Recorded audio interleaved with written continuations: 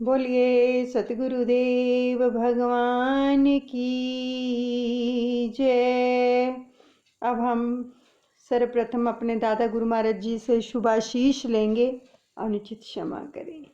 सभी नमन कीजिए।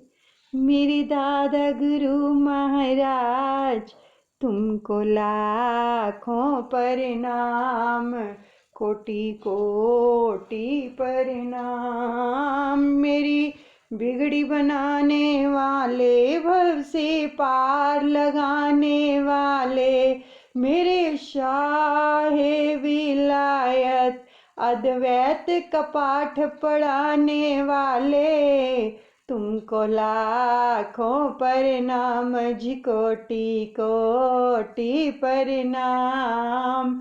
मेरे हापू बाबा जी तुमको लाखों प्रणाम, सहित देही उड़ जाने वाले, तुमको लाखों प्रणाम। श्रवण कीजिए, हर श्वास में सुमिरन चलता रहेगा। सन 2012 की यात्रा, प्रेमियों के प्राण, करुणा निधान श्री सतगुरु दाता दयाल जी की सेहत सन 2012 में अति सुकोमल हो गई। सुकोमल सेहत में भी परमार्थ की लगन उत्तरोत्तर बढ़ती चली गई। महापुरुष जन कल्याण के लिए सर्दी गर्मी सुख दुख किसी चीज की परवाह नहीं करते हैं। जैसे कहा भी है, दुख सुख एक समान है, हर्ष शोक नहीं व्याप, उपकारी निकामता उपजे छोना ताप। परम संत श्री कबीर साहिब जी अपनी वाणी में वर्णन करते हैं कि महापुरुषों की दृष्टि में सुख दुख हर्ष शोक सब एक समान होता है। वे हर अवस्था में सम रहते हैं। निष्काम भावना से उपकार करते हुए उनके चित्त में सदैव दूसरों के प्रति दया और करुणा की भावना बनी रहती है। अब वचनों को यहाँ पर आप अनुसरण करते जाएं, यानी पकड़ते जाएं कि महापुरुष हमें सिखाते हैं हर परिस्थिति में। देखो, निष्काम भावना से उपकार करते हुए हमेशा दूसरों के प्रति उनके दिल में जो है दया और करुणा की भावना बनी रहती है। अब हमें भी अपने दिल के अंदर ये दया और करुणा की भावना बनानी है, तभी हम उनसे ये ले पाएंगे। जो चीज चाहिए प्रभु कहते उसको बांटो तो वो आपको मिल जाएगी। अगर क्रोध बांटेंगे तो फिर क्रोध ही मिलेगा, नफरत बांटेंगे तो नफरत मिलेगी। अगर करुणा और दया बांटेंगे तो ये सब मिलेगा। अब ये हमारे ऊपर है कि हम बांट क्या रहे हैं दूसरों को। अपने संपर्क में आई रूहों को मनुष्य जन्म के लक्ष्य के प्रति सजग करना और उन्हें आत्मिक उन्नति की ओर अग्रसर करना ही उनके जीवन का परम उद्देश्य होता है। हर एक के जीवन को किस प्रकार से वो सार्थक करते हैं, सजाते हैं, संवार देते हैं। देखो हम क्या थे, सोचो जरा, कुछ समय पहले पीछे जाकर देखो हम क्या थे, हमारी जिंदगी क्या थी और अब क्या है। कितना उपकार किया है प्रभु ने हमारे ऊपर, जो आज हम उनकी चरण शरण में बैठकर उस नाम की गंगा में गोते लगा रहे हैं। ये किनकी कृपा हुई है? सतगुरुदेव भगवान की। तो ऐसे हमारे पास भी कोई भी आता है तो उसको जरूर सत्संग के बारे में बताएं और सत्संग में लेकर आएं। नाम सुमिरन के बारे में बताएं कि भजन किया करो। इसी उद्देश्य को मुख्य रखते हुए आप सुकोमल सेहत में भी स्वदेश तथा विदेश में रहने वाले प्रेमियों को भक्ति सुधा रस पिलाने के लिए और उन्हें संसार के दुखों से मुक्त जो है करने के लिए, मुक्ति दिलाने के लिए अनवरत यात्रा करते रहे। बेशक उनकी सेहत सुकोमल रही, लेकिन परोपकार करते रहे। सच्चे प्रेमी गुरुमुखों के दिल में अपने प्रीतम का वास होता है और वे जब भी हृदय की गहराइयों से अपने इष्ट देव को स्मरण करते हैं, उन्हें अपने सम्मुख प्रकट होना ही पड़ता है। फिर वे चाहे दुनिया के किसी भी कोने में क्यों न रहते हों, सब ओर से निर्बंध होने पर भी प्रेमी उन्हें प्रेम के बंधन में बांध ही लेते हैं। जग तारण का जिम्मा लेकर आए करुणा निधान प्रभु जी ने पश्चिमी देशों में रहने वाले गुरुमुख प्रेमियों को भक्ति सुधा रस पिलाने के लिए श्री चरणों का सानिध्य प्रदान कर सच्ची खुशियों से सरसाने के लिए बंबई एयरपोर्ट से सर्वप्रथम दुबई की ओर प्रस्थान किया। गुरुमुखों ने शुभ यात्रा की मंगल कामनाएं भेंट करते हुए शीघ्र ही वापस लौटने की विनय की प्रभु से। दुबई। प्रेम पुंज प्रेम पयोनिधि भक्ति मुक्ति के दातार श्री परमहंस अवतार श्री सतगुरु दाता दयाल जी ने संत मंडली सहित 10 अक्टूबर को दुबई में कृपा फरमाई। आश्रम में कृपा करते ही आपने फरमाया, हम यहाँ पर आए हैं, बोलो क्या चाहिए। सबने विनय की, प्रभु आप मिल गए हो तो सब कुछ मिल गया है, अब और किसी वस्तु की इच्छा शेष नहीं। पुनः फरमाया, फिर भी यह स्मरण रहे कि भक्ति करनी है, नाम जपना है और ध्यान करना है। कितने सुंदर वचन है, कितने प्रेम से फरमाते हैं। देखो, भक्ति करनी है, नाम जपना है और ध्यान करना है। भक्ति के नियमों को अपनाते हुए भले ही दुनिया के काम करो, फिर सुख से जीवन बसर होगा और परलोक भी संवर जाएगा। खुशी खुशी मालिक के जो है धाम में निवास पाओगे। कब पाओगे? जब ये चीजें अपनाओगे। और श्री दर्शन करके सब प्रेमी मस्ती में झूम झूम कर भजन गाने लगे। उन्हें प्रेम में मस्त हुआ देखकर आप भी मौज में आ गए और सबको ताली मारने का संकेत किया। हाल में बैठे हुए लगभग 1500 भक्तों की तालियां एकदम से ऐसे गूंज उठी मानो आकाश की चोटियों को छू रही हों। उस समय का दृश्य ही निराला था। प्रत्येक प्रेमी सुध बुध भुलाए प्रेम में विभोर हो रहा था। और दुबई के रहने वाले एक प्रेमी भगत ने अपना एक वृत्तांत सुनाया कि हृदय में श्री दर्शन की तीव्र लालसा लिए बैठा था और हर समय दिल में एक ही उमंग थी कि एक बार श्री प्रभु जी की मनोहारी छवि को निरख लूं। और शरीर से लाचार होने के कारण भारत में श्री दर्शन करने हेतु जा नहीं पा रहा था। श्री प्रभु जी की सुकोमल सेहत को देखकर विनय भी नहीं कर पा रहा था। फिर भी महाप्रभु जी कितने ही दयालु हैं, दयानिधि दया के सागर हैं। अपने सुकोमल तन की परवाह किए बिना श्री दर्शन की अनमोल निधि से कृतार्थ करने स्वयं ही जो है यहाँ चले आए हैं। श्री चरणों में जितना आभार प्रकट करूं उतना ही कम है। तो आप यहाँ कुछ दिन सत्संग प्रवचनों से निरंतर जागृति प्रदान करते रहे।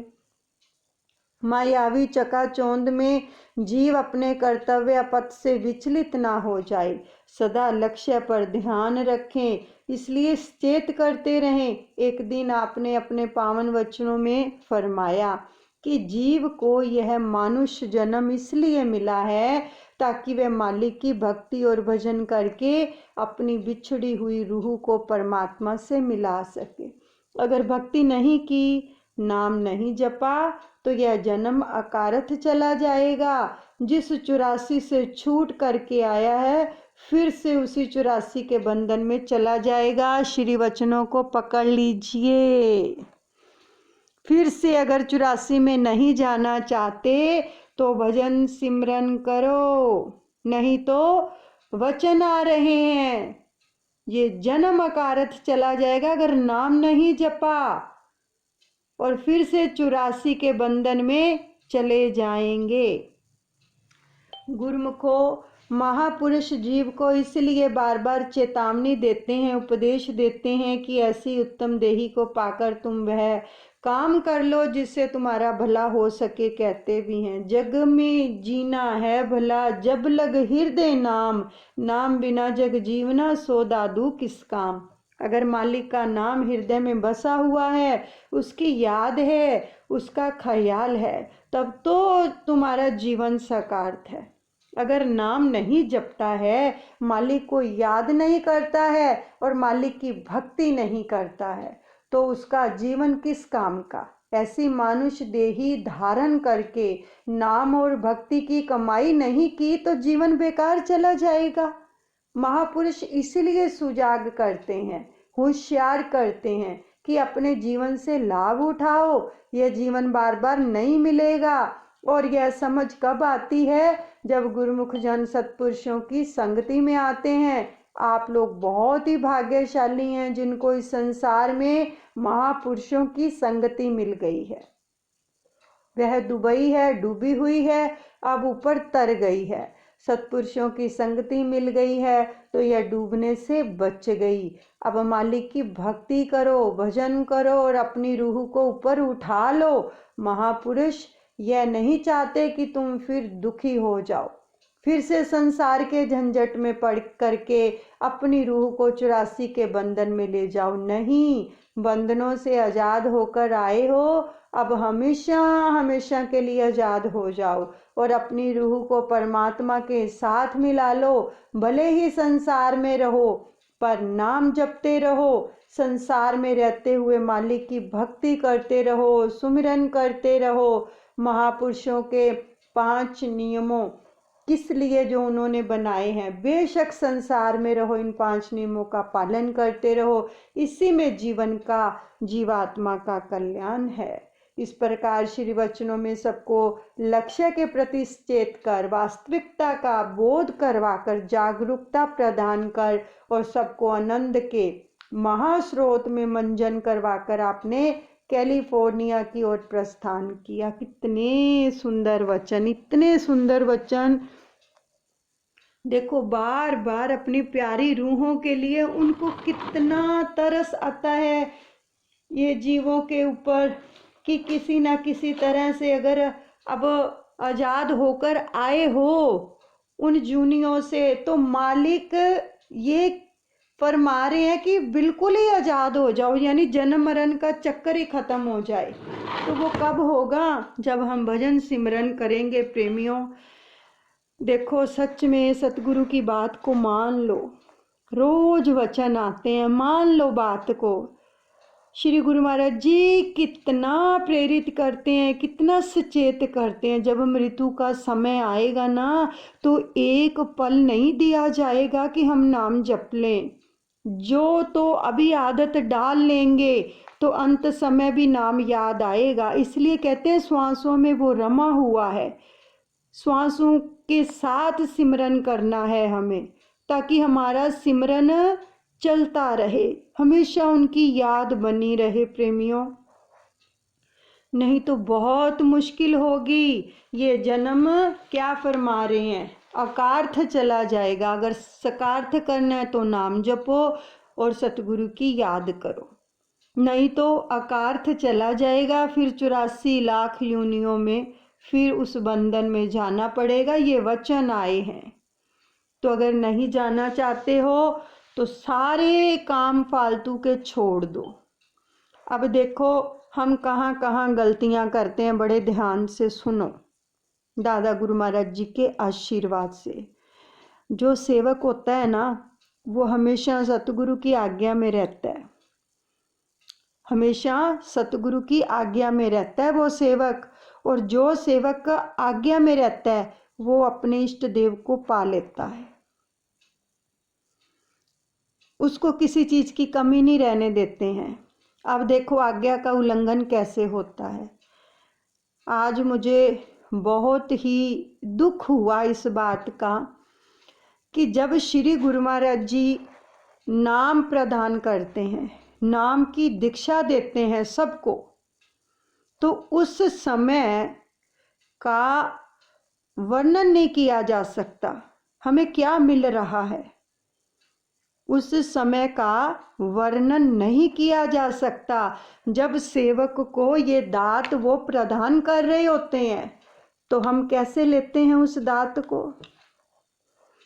श्री गुरु महाराज जी तो ये नहीं फरमाते कि अब हम नाम दीक्षा देने लगे हैं, आप इसको रिकॉर्ड कर लो और रिकॉर्ड करके फिर सबके पास पहुंचाओ।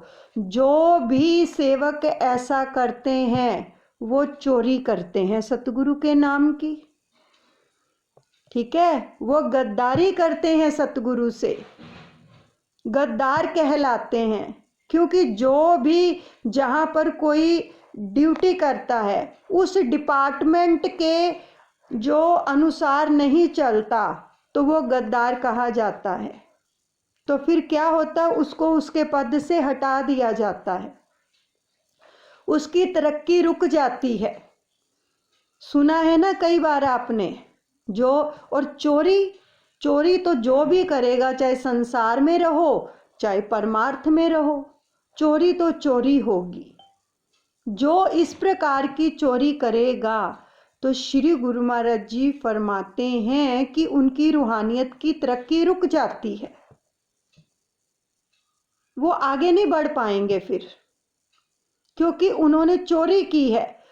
देखो ये कोई छोटी बात नहीं है कि वो तो हमें नाम की दीक्षा दे रहे हैं, हमारे ओ भाग्य कि हमें नाम मिल रहा है, वो नाम जो हमें भवसागर से पार करा देगा।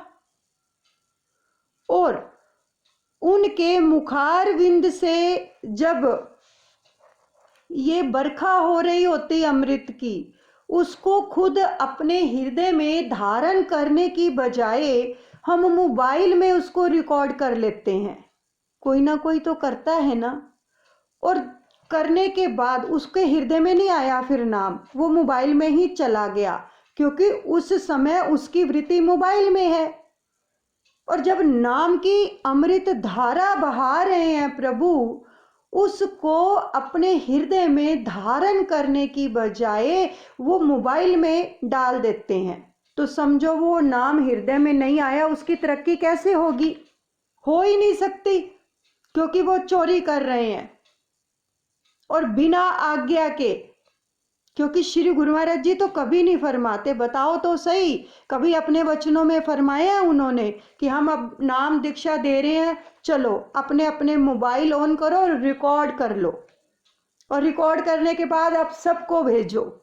तो सच बताओ हम क्या पाएंगे, क्या पाएंगे उनसे, क्या लेने गए थे और क्या लेके आ गए।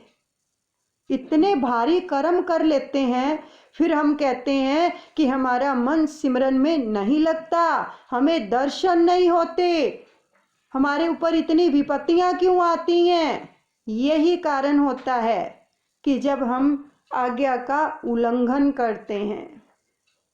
अरे देखो तो सही, तीनों लोकों के मालिक जब नाम की अमृत धारा बहा रहे हैं और हमें पावन करने के लिए, तब तो उसको ऐसे लेना चाहिए एकाग्रचित होकर कि पता नहीं हमें कौन सी दात मिल रही है।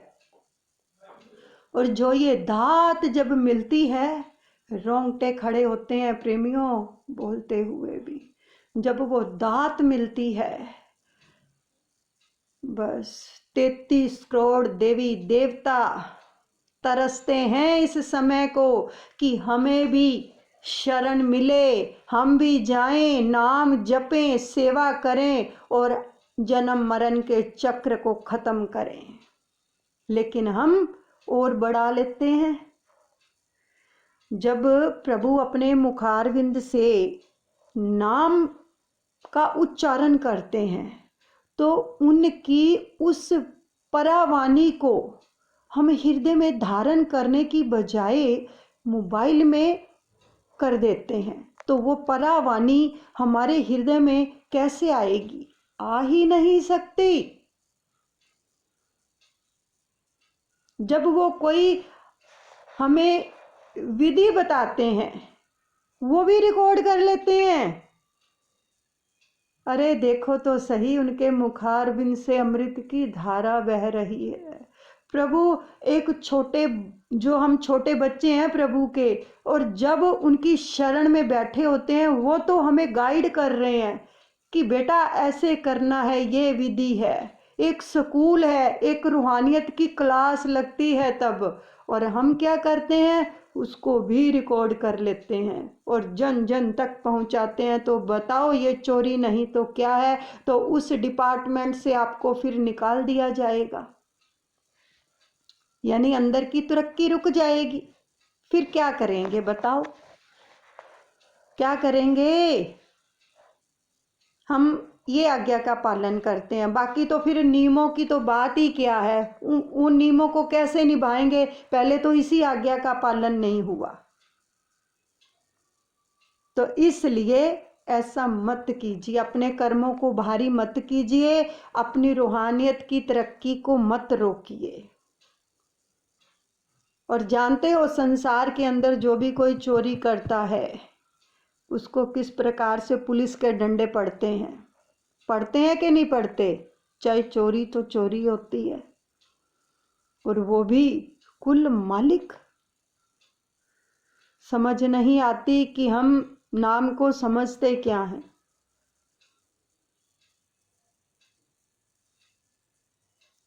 इसलिए अपने समय का सदुपयोग करो। और जब प्रभु वचन फरमा रहे होते हैं ना, तब ऐसे वहां पर बैठा करो कि आपके और प्रभु के सिवा कोई है ही नहीं। वैकुंठ धाम है, सचखंड है, निज धाम है वो। जब प्रभु वचन फरमा रहे होते हैं, उनको रिकॉर्ड मत किया करो, इस हृदय में रिकॉर्डिंग लगा लो ना। इस हृदय के अंदर आंखों से दीदार करो, कानों से उनकी परावाणी को श्रवण करो, और हृदय के अंदर उसको फीड कर लो। फिर जब दिल चाहे सुन लिया। ऐसे हम कब बनेंगे? मुर्शिद को पाना कोई आसान बात नहीं है। अगर हम ऐसे काम करेंगे, ऐसे कर्म करेंगे, तो उनकी प्रसन्नता को कहाँ से पालेंगे? सच बताओ, पा सकते हैं? नहीं पा सकते ना।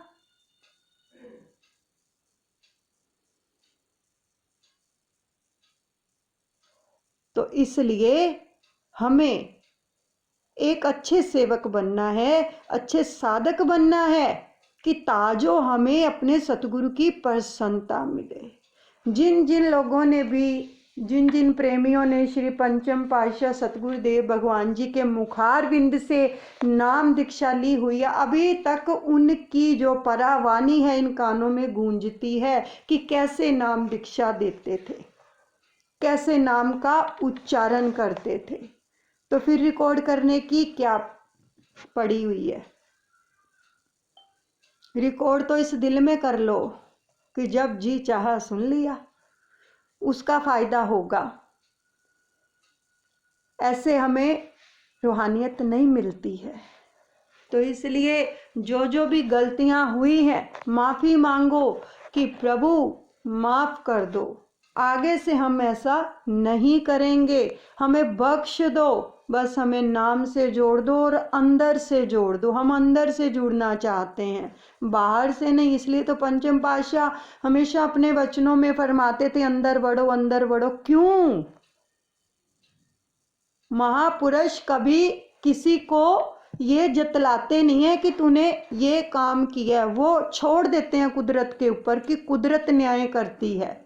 महापुरुषों की शरण में जो भी आता है वो सबको एक जैसा ही समझते हैं, समझते हैं, लेकिन सब कुदरत के ऊपर छोड़ देते हैं। कुदरत फिर न्याय प्रिय है, कुदरत ही दंड देती है। हमें तो कुदरत से भी डर नहीं लगता।